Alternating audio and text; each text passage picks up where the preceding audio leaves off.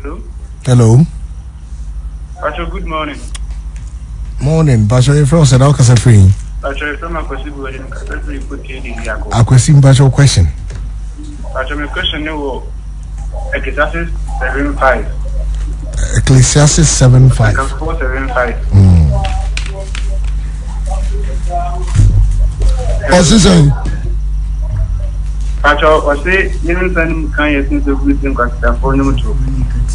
Pastor, I will just say, Yansan can anything. What's it on Yansani? What's on Yansani? Nenimuka. So, Tiebia, a year time. Unquasia for number 2 are Wootie. On Yansania, ya can animono. So, could yes, and Mukan Seminibia. A year chance I would never be near Bonquasianum. Now, Wootie.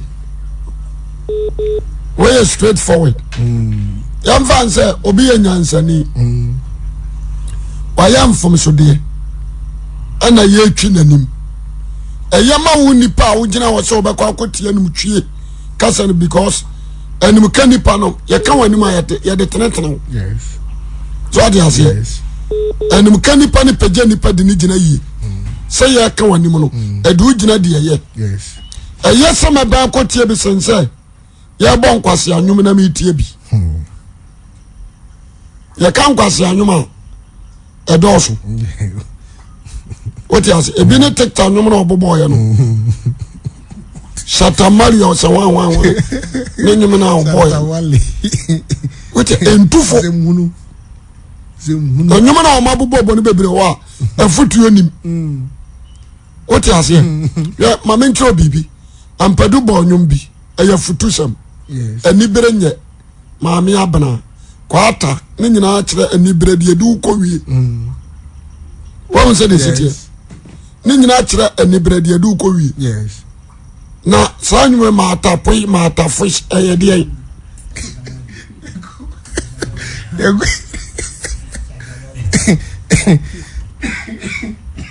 what you say enti onyansani aye wayem from so aye kan anim no ukotie bia emaw nimdie emaw nyansa achen kwase adwom to Because ye wonwum ne bebre wan kwase adwom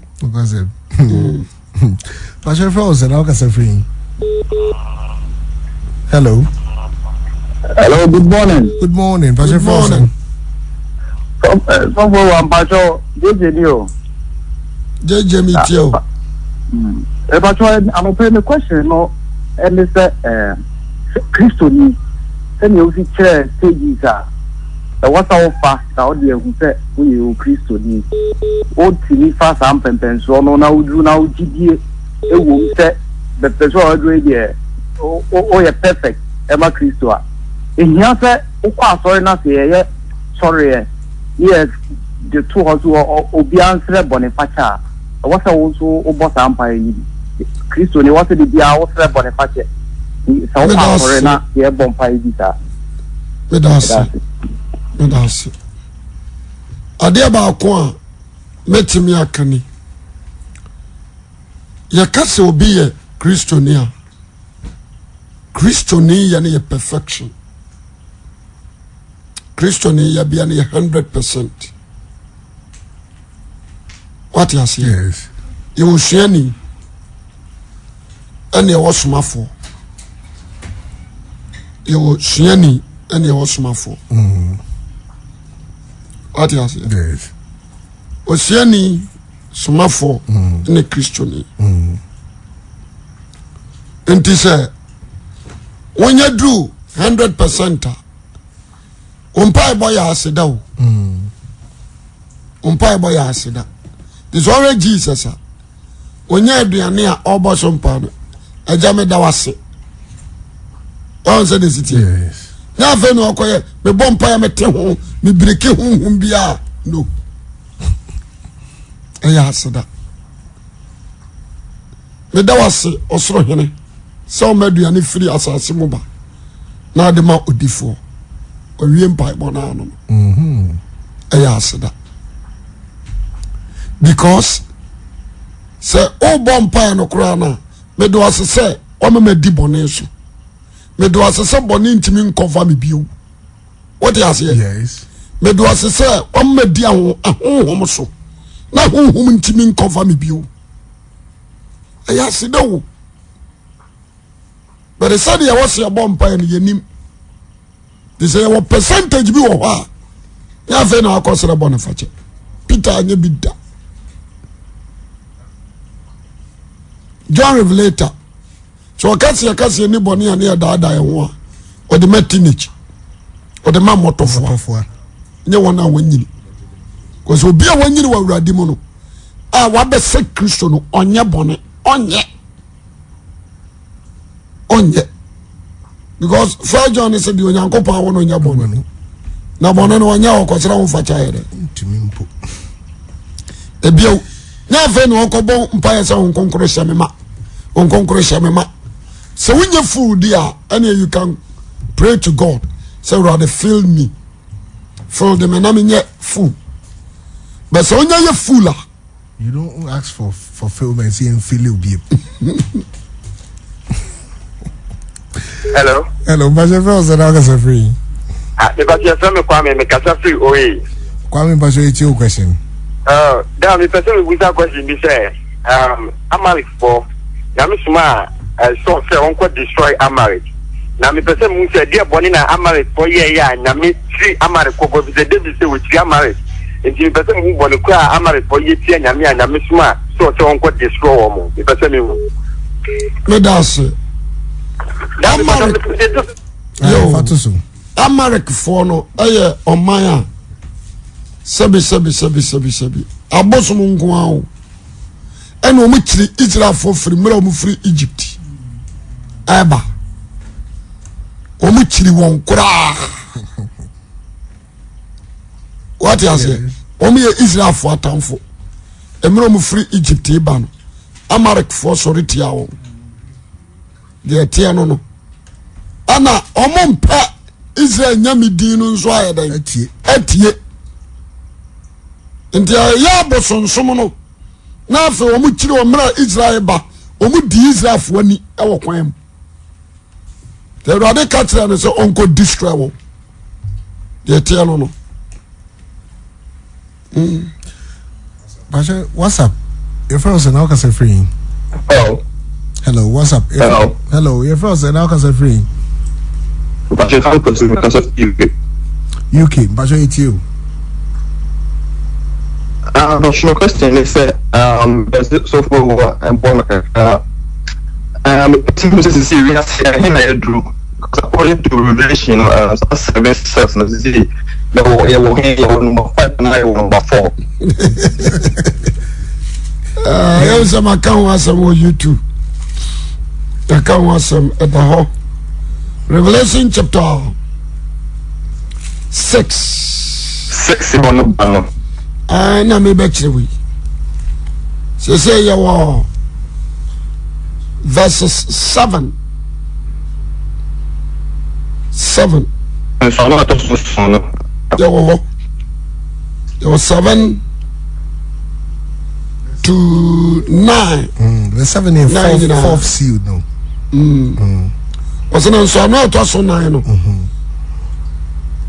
Metis otias for tosso 9 as a bra. Namihune Nashe. Upon conscience may be near Nadi or tennis on the dindi or na sama do dinachi no mana asase bupen na emu baako to me say onfa afana ne ekom ne owuo ne asase sommoa enkunkumo ese ba bi ya duro no this is one for also and 9 any number that's okay yo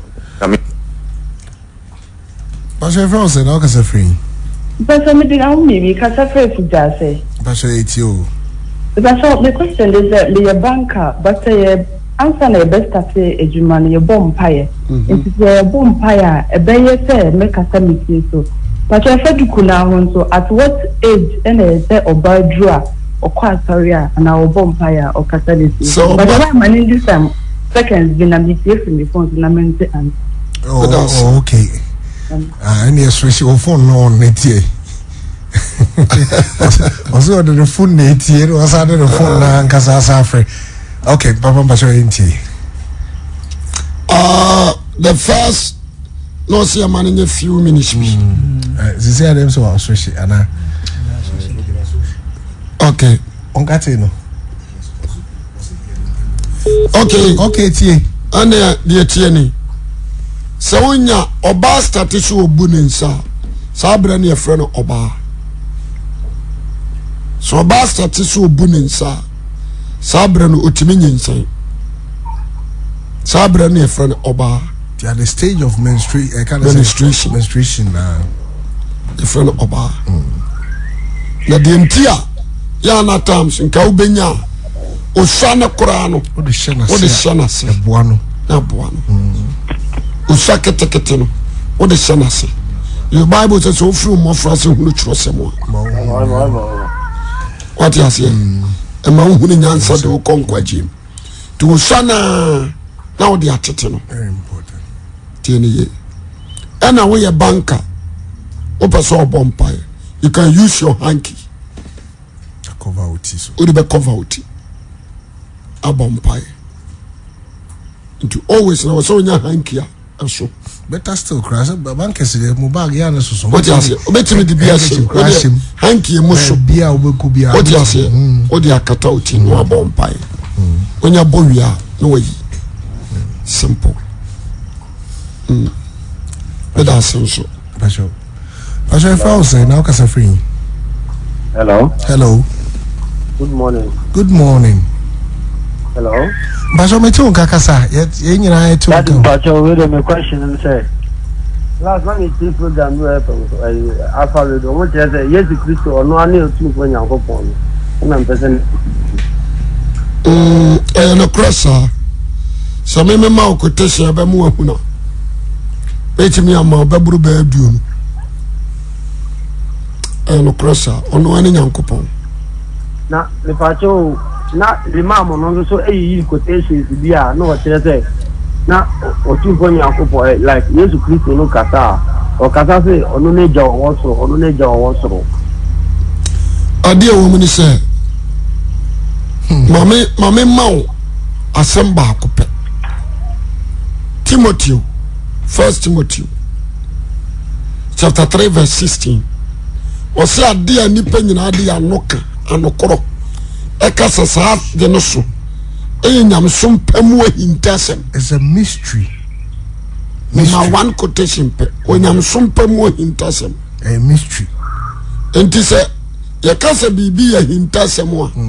Yemfa honamu hu. Enti ase. Di obi a hu.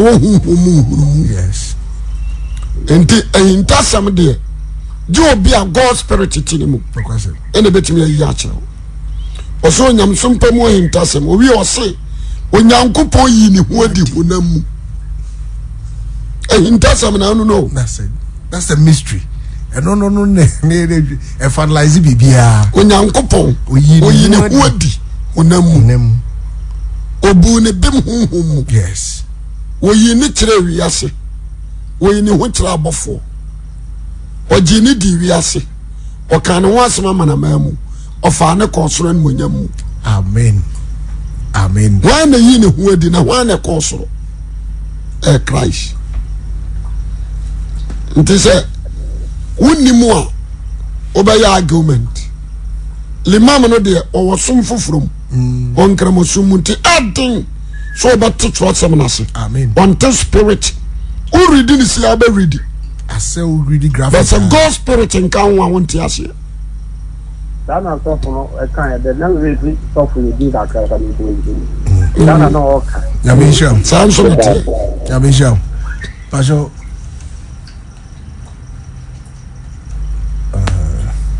Hello. Come on, 027. Pastor. hello. Pastor, if I was now cause free. Oh, I'm about to find them everywhere. Why? This Mike in the last office. Okay. So far, Yamisha, the question here, Matthew chapter 5, verse 32. That hopano. I see no bia. Wait, your about what Janon so no. Your be waran so no. Asha ware. Matthew chapter 5 verse 32. See, whosoever shall marry that. Okay, so say, Obiara obejane yere no mana ware giant woman. 32. Na me de me semo say. Senya adwama monti na obijane yera. No ama oba no asa awade. Na obiara oba ware de waja no no nso asa awade. Medasi. So Yamisha last me the flower sorry. Now you try teaching me name the pa. Me ba tell question buza say. Me fa say maso aware. Menya oba ama ware no. Meaning my investigation in be hu say bibia da na kwaso. After later na say be hu say okobo jama na niku na gya no. E ba tell ekwa ma fa ma aware ni na say me di fo nyame ani ma na. Asema na e ba tell you. Asema wa kan wa ha no. Wose so nyadwama monti na obijane yera. Oba na ko oba jama yi. Ani jano e deserve si jano. To nya be ma ne dia bio. So ti ase. Ti so oba na ko akonu no hu no asakra dia. Obi ware na wo safe. Onu no hu no asakra. Yes. No ano no. Obi ware na wo safe. Amega dia me so ma say aware. Me ba dia oba no emo adwaman. Oba ne nkobo adwaman. Ni mum ni kunu se oya akwadworo. Ni kunu se ompebre. Ni kunu se oya bayi. Ni kunu se oya bayifo. En waja na ware. Sa ware jaye no osuru nyintumu. Amen. Enimu. Nti ba ma bia akọ oba ware sa oba ni bia no. Wasa awade afiri se okunu. Sa na osuru count no. Baba nyango bon staff am Matthias here. We simple understand am Matthias. Nyame nko so nye okese. Ada me ba so bia me be yimi ho dia se wadaro ma. Mati.